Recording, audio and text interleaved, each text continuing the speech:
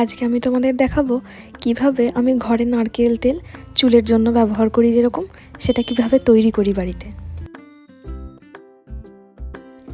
উপরে যে ছবিটা দিয়েছি ঠিক ওই রকমই দেখতে হয় নারকেল তেলটা, যদিও এই ছবিটা গুগল থেকে নেওয়া।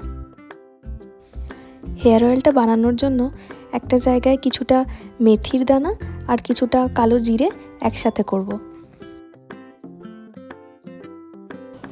তারপর পছন্দ মতো যে কোনো নারকেল তেলের সাথে মেথি দানা আর কালো জিরে একসাথে ফুটিয়ে নেব।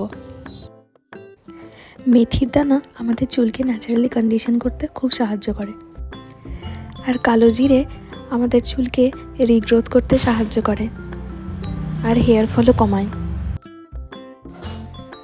তেলটা তৈরি হয়ে গেলে ভালো করে হালকা হাতে চুলে আগে ভালো করে স্ক্যাল্পে মাসাজ করে নিতে হবে।